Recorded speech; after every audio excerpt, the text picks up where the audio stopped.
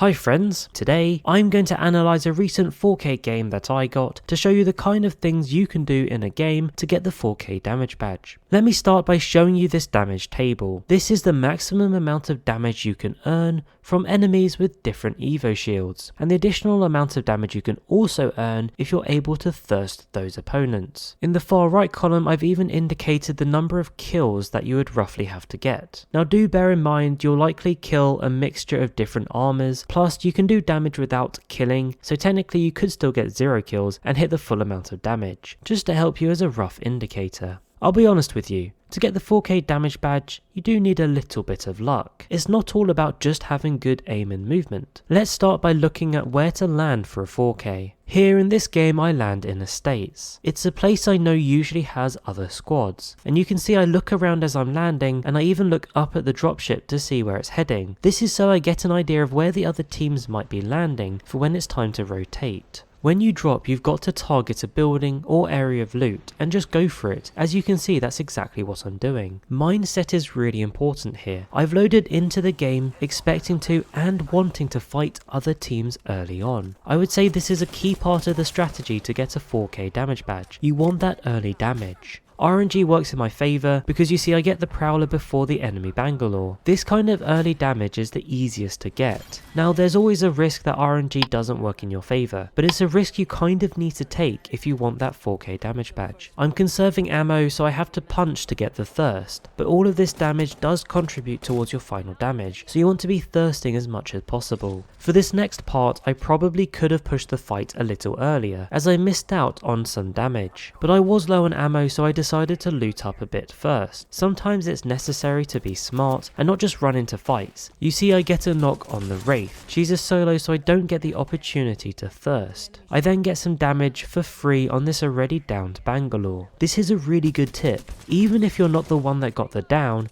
you can still get free damage by thirsting and shooting downed players. Remember, only flesh damage counts. I do stop thirsting though because I hear an enemy player nearby, and I go to take that fight. I get some damage in on the caustic before my teammate gets the down and the kill. Here it's about getting the damage in where possible. That would have been my kill if my teammate wasn't there in the building already, but that's okay. If you load in with teammates, this will likely happen a lot. You do need to make sure you're listening out for enemies as well. I hear an enemy above me, and that's why I push cautiously, and this is where I run into the Pathfinder, who's a fairly easy kill. He's got blue armor, so that's an easy 175 damage. Unfortunately my teammates are there shooting, but luckily they miss most of their shots, so I get to add 147 of that damage to my counter. I mentioned you need some luck. You'll notice all of this damage has been done around estates so far. I've barely had to move, and it's still round 1, and I've already got 632 damage, so sometimes picking the right drop spot can make it a lot easier. For the next part, I hear a res on the other side of estates, so I decide to push that. I get the down on the Mirage that's just been respawned. That's a 350 damage right there. Again, thirsting is super important as you see, but don't do finishers and don't let your teammates steal the thirsting. You want that damage. And because I get the thirst and the down, I get 250 damage from that one Mirage even though he only had a white armor. Unfortunately I don't find the rest of that Mirage's team. However, I do hear a res in Oasis. Obviously you can see the ring is moving in here, but because it's only round 1, I decide it's okay to take that ring damage to get that kill and that damage. This is the kind of risk you might need to take if you're going for one of these badges. It's about playing aggressive when you can, and using your brain if it's the right move to take ring damage or not. Once I get across to Oasis, I think the Mirage kind of messes up here. I'm pretty sure he's trying to get in and drive the Trident, but somehow he accidentally gets in the passenger seat, and he's kind of just sitting there, so that's easy damage and a kill. I should have got the thirst for the extra damage, but I thought I heard another enemy, so sadly my teammate gets the thirst and steals that damage. But that's okay, and like I said, if you got teammates, that's probably going to happen a lot. After this, it's a case of rotating towards the zone. We run into an Octane on the way, so it's an easy 3v1 kill, and I managed to get most of the damage thanks to my teammates' poor aim. Unfortunately, I missed the thirst again because my teammate's just a little bit quicker than me. And you'll see at the end in my final damage, if I got a lot more of these thirsts, I would have had a lot more damage, maybe even 5k damage. Anyway, after this I hear a wraith in the tunnel, so I climb up and quickly push the kill. I get to do most of the damage before my teammate runs in front of me and literally steals the kill. But that's okay, I'm fairly happy because I got most of the damage on this wraith. Notice I'm not spending long amounts of time looting enemies. Once I've got the kill, I'm listening out for where the other fighting is and I'm moving to it fairly quickly. And I'm focusing on just looting for the key things I need. If I need heals, I grab heals. If I need ammo, I need ammo. But I'm not really spending ages trolling through boxes. The next part's good, you can see there's smoke there, but I can hear there's a res going on, so I push it hard. Remember, you need to be a little bit aggressive if you want the 4K damage badge. As we rotate to the zone, I pick up little nicks of damage along the way, but because it's zone 3, I know I don't particularly want to get caught in it, so I think it was the right choice to focus on playing the zone, rather than trying to push the enemy teams on the other side.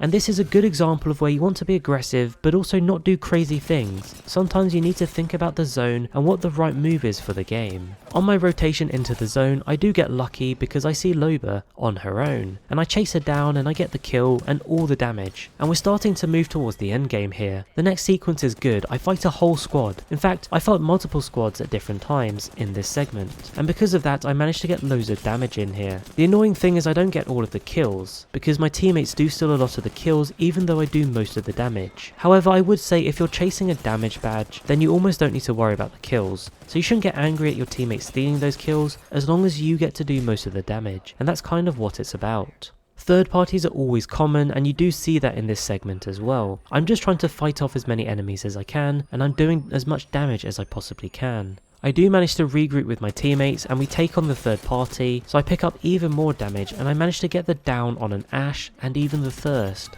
I then notice Ashe's teammates are camping the building, so I push that aggressively and get even more damage in. Now this part's important. You see I get good damage here, but I take a lot of damage. So I recognise even though I want to get those kills and the rest of that damage, I need to heal up. You can't 1v2 if you're low on health, and you also have to use your surroundings wisely. You see here I duck away and I use the door for cover while I'm healing. I then rotate up a different way, and this allows me to push in without the enemies knowing where I am. It does also help that they're distracted by my teammate, and because of that I end up getting the double kill. The final part of this gameplay is the end game. It's zone 5 and there are only 3 squads left. At this point I've got 3k damage, so it becomes a case of trying to farm as much damage as possible. You've still got plenty of time even though it's zone 5, so be patient and just keep hitting as much damage as you can, even if it's small tags like I'm doing right now. You see I managed to do around 400 damage just from these little pot shots, and eventually when you get an opening, that's when you push. I get a lucky stick with the arc star and I deal big damage. So I push it hard, I get the kill. You also notice I took 0 damage in that fight, so I didn't need to armor swap. However, that's something you might need to do a lot when you're chasing a badge. One of the key things for a 4K is to reduce your looting time. Get those armor swaps in and prepare for the next fight quickly. And you see that's exactly what I do with this wraith. I loot very quickly, I then look up and I fight the final player, who turns out to be a solo Octane. And the damage I do to that Octane is just enough to get me across that 4K damage line. And there you have it, a shiny new 4K damage badge. Hopefully you can use this analysis and gameplay to help you get the 4K damage badge. Don't forget to like and subscribe. Thank you so much for watching. I'll catch you later.